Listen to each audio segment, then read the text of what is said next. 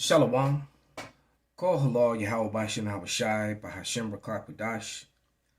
Double honors unto the apostles, double honors unto the elder bishops, salutations to all my fellow laborers doing this work in truth and sincerity, risking their lives and their freedom to do so, now more so than ever.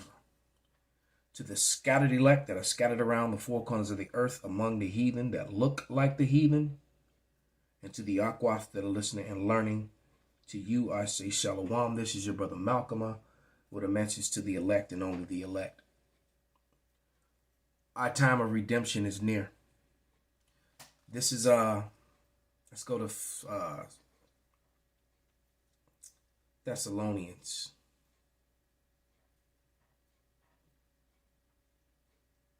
Is it First Thessalonians or second? I'm gonna know in a second. Nope, the Second Thessalonians.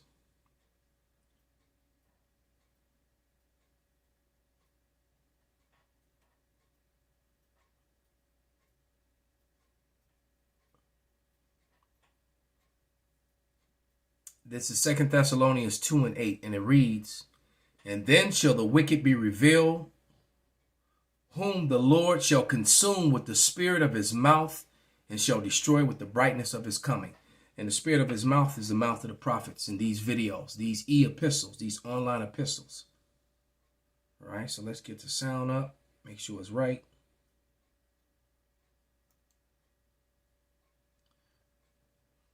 And without any further ado, let's let the Shedemite speak. And they're looking on the screen at WASP. There is no such thing as white people. There is no such thing as white Anglo-Saxon people. They made it up. It's all a lie, and the evidence is out there. I just very angrily watched another version of the Vikings, Valhalla Risings or something like that. And how they can get the clothing right, the weapons right, they can get the jewelry right, the way of life, the false pagan gods that they worship, but they can't get the ethnicity of the actual Vikings right, when all the relics of the time period show you who was the ruling class people. So I'm going to tell you this, and she's going to back it up. Whiteness was made up during the colonial time. She's going to mention it, and that happened to be in 1681 when it was actually written into law. Okay, so you so-called white people who are going to watch and scoff at this video, you're not white. You are not the Vikings. You are not you were not the sons of Ragnar. You are not Ethelred. Okay, you are not the Brits. You are not the Scots. You are not the Irish. You're not even real Europeans. You got forced into the Caucasus Mountains, all right, after the fall of Rome. All right, and you came out of the Caucasus Mountains, and then you got dominion. That was prophecy that you would get dominion. All right, you fulfilled Job 9:24. And with the Renaissance, you begin to whitewash and change history into your favor. Change the meaning of words, change scripture and the Bible, all to fit your false narrative and your newfound created whiteness and your new created white superiority. Is based in racism. It was a narrative created. Let's take it back. There we go. White culture, if you could even call it culture, is based in racism. It was a narrative created by colonizers, like my Portuguese ancestors, in order to justify what they were doing to other people on the continent of Africa and even here in North America. And the narrative was that we white people were better than all other races. And they did so through Christianity. They took the Bible and different scripture verses, twisted it around in order to fit the narrative of. And that's the same version of Christianity, which is taught to all your ordained pastors and people who go get, like Vocab Malone and T.D. Jakes. What she's talking about, this is the version that they're taught. Colonialism and white supremacy, and also the patriarchy. And the patriarchy is white man in power. White supremacy is white man in power. Colonialism is white man in power. And Christianity, for the most part nowadays, is white man in power. There are historical references and proof where the Catholic Church actually said to enslave an African was to save their soul. The kidnapped and enslaved Africans that were here in North America were preached different scripture verses than were actually in the Bible. And that's why they weren't allowed to read. Because if they could read, then they could see that these scripture verses were incorrect and they couldn't be controlled anymore by this white God. Yep, reading was a crime punishable by beating. Reading the Bible was a crime punishable by death during the time of slavery. And what she said is the reason why. And white people, we didn't identify as white until colonialism. In 1681 in Virginia, they created laws because what was happening is that women like her, when they were coming to the Americas, which was actually established by crypto Jews, Morenos and Moors, those were Negroes, all right, until the Edomite man came and took it over. That's a hard pill for some of you to swallow, but you do your research. Took me a while to come to that conclusion too. The 13 colonies were set up by some of our own people. Some of our own people owned slaves and plantations right here in the 13 colonies in America. All right. That's how you got people like Jonathan Northup who ended up getting captured and sold into slavery, because that's what began to happen to many of them. Esau turned on them. All right. Never trust thine enemy. All right. And those Moors and those crypto Jews who came to America became what was referred to as Huguenots, were some of the biggest race traders that the world has ever seen. All right. They were.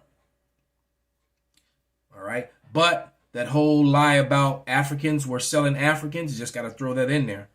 Off the west coast of Africa, that was a lie. Africans were selling Israelites. All right. That's what was going on. Africans, a different dark race, was selling Israelites. We identified as Portuguese or Latvian or German or Italian or French. But then colonialism came around, and then all of a sudden we became white and we were superior because we were the chosen race by God. And the reason they became white, they made a new class because, like I said, the women that were coming to the colonies from Europe, the so-called white women that were identified as German or Portuguese or Spanish or French, they were marrying the indigenous men of the Americas and marrying the Negroes. All right. And so, and this angered a lot of the white men. So they did these laws called miscegenation laws, which came about in 1684 in Virginia, or 1664. All right. And then they really didn't they started enforcing them later on in 1681 after this term of whiteness was created. And it became, and so white women that would marry these Negro, native, or sometimes even Chinese men, because some of them were there as well. All right, they would, or Moabites to be correct, they would inherit their slavery status, or their indentured the children would be servants until they were 21 years old, or something to that nature. And then these Negro men, these native men, were not allowed to own firearms, to buy land, to have bank accounts, and then most importantly, they were not allowed to bring a white male into court for any reason whatsoever, which allowed the white males to do to them whatever they wanted to. So women out of fear began to be with white men, but when they had the choice, they were not. Kind of like now when you look at professional sports, the majority of the white women that are with these athletes are, when you look at Jake, majority of them have white wives and girlfriends. All right, because when Jake has power and influence, then women flock to them over the so-called white male, and that's just fact. You can see that with your own eyes in most cases. So let's let it continue. And the scripture verses proved it. And we had to go into other people's lands and preach the gospel when really it was all a ruse. It was all an excuse to go in and rape and pillage the land and the people and the cultures. Yep. So when I say that white culture is based in racism, it's based in racism. That's right. Christianity was the Trojan horse of white supremacy and colonialism. And Western Christianity, as we know today, is still based within superiority. Yep. All Christians think... Because they whitewashed all the images. Because like I said, when you go and look at all the images of the Bible prior to the 1400s, prior to the Renaissance, all the images are dark with Negro features and afros. All right, different shades of brown. And then all of a sudden, during the Renaissance, all the images became, even the pagan gods became white. Okay? Because I have books and images of Zeus and Hercules and Odin. They were all dark. You know, they even had a video came out showing you the actual first Swede or person, you know, in Denmark. And the dude was dark. They gave him blue eyes, but he had brown skin and woolly hair.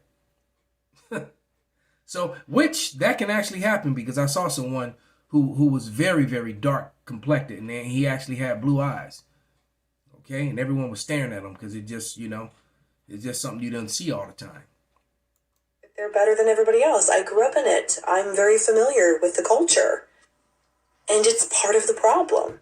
There's a reason why most of Trump's supporters are Christians. Democrats too. It's because they don't even realize that the conditioning of colonialism and Christianity and the thing is when it comes to Republicans and Democrats, it's simply that the Republicans are still trying to hold on to the white superiority of Christianity in order to stay in power, and the Democrats are trying to eliminate Christianity because it's in the way of their agendas, which actually go outside the Bible. So they're just more open with it.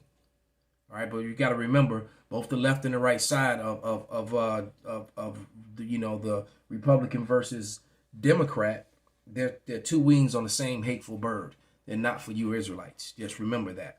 The patriarchy is so deeply embedded within them and their identity that they don't even see the truth. Christianity is based in superiority, in white superiority, in white culture, which is all based in racism. And lies. They made it up. All right? It was completely made up. All right? So, yeah, TikTok be going hard sometime, man. So, but this is Job 27:15. It says, those that remained of him shall be buried in death, and his widows shall not weep. So these Edomite women more and more are coming against the patriarchy of their men. All right, they're coming against it, and also women are naturally attracted to power, and it just seems to me through observation that the Edomite woman can see that power change coming faster than the so-called Negro Latina woman, because you know you still got out women of the tribes that cleave on to Esau Edom, and Esau Edom is falling literally right before their faces, but they're blinded by all the gifts that they've been given. But the Edomite woman, who didn't really need their gifts for the most part, all right, because you know the elevation of women elevated them the first and the highest. They, you know, they can see what's happening. They can see that change happening in the world. And women gravitate toward power. And then a lot of them are physically attracted to, you know, the Negro and darker flesh men, whether they've acted upon it or not, or whether they admit it or not. Okay? So that's just where we are. And like I said, and in prophecy, you have to look at where we are. We're in Ezekiel 37:38. And what comes after Ezekiel 37:38 is, let's read two of them. Actually, a couple of them. Let me get Lamentation 4:21, and it reads, Rejoice and be glad, O daughter of Edom, that dwelleth in the land of Uz. The cup shall pass through unto thee, and thou shalt be drunken, and thou shalt make thyself naked. The punishment of thine iniquity is accomplished, O daughter of Zion. He will no more carry thee away into captivity. He will also visit thine iniquity, O daughter of Edom. He will discover thy sins. So the embarrassment and the shame of being exposed to being a wicked and have lied and being brought down terrifies the so-called white man, the self-proclaimed white man.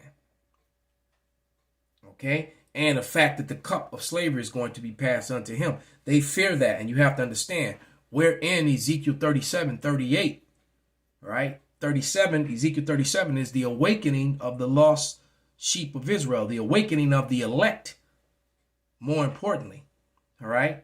Because there's a lot of Israelites that have woken up to the fact that they're Israel, but they're not part of the elect, okay? And then what came after that? What comes after that now is Ezekiel 38, which is the war that ends all wars, the third woe. That's what's happening. Okay, so let's and what comes after that is these right here. This is Revelation. Well, you know what? I'm in Isaiah, so let me just stay there. Well, I'm close to Isaiah. Let me go there. Isaiah 14 and 2. All right. This is Isaiah 14:2, and it reads, "And the people shall take them and bring them to their place, and the house of Israel shall possess them in the land for servants and for handmaids, and they shall take them captives, whose captives they were, and they shall rule over their oppressors." So this oppressive white culture, this self-proclaimed white culture, is going to become the servants, and that's the next place in prophecy. You know, I mean, you know, the MOTB has to be instituted before that happens, but nevertheless, in succession, this is what happens next, and this is what they fear. And we'll close it with Revelation 13 and 10, and it reads, "He that leadeth into captivity shall go into captivity. He that killeth with the sword must be killed with the sword." But that also, this is a great scripture that shows you that killing is not unlawful. Murdering is. Because when you're killing someone, you're taking their life according to the law, according to something that they've done. There is a difference between killing and murdering. All right? Murdering is when someone is dying at the hands of a person for no apparent reason or for malice. Killing is when you're being paid back for a sin, for transgressing the law or transgressing against a person. Revenge. So this is revenge of the Lord. This is the Lord's vengeance coming back for doing what they've done. Once again, Revelation 13 and 10. "He that leadeth into captivity shall go into captivity. He that killed with the sword," and Esau's blessing was the sword, meaning he was going to rape, rob, and murder, use his sword to get the world, and he did. Now it's time for his payment. Time for him to pay for all his treachery, dealing treacherously with people. All right.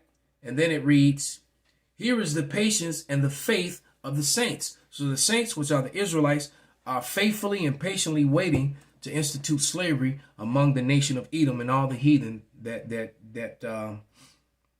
committed atrocities against them. Call halal Yahweh Ba'Shem Abishai Ba'Shem Wakakwadash Wa Abba Babal Kwam Yasharala Shalom.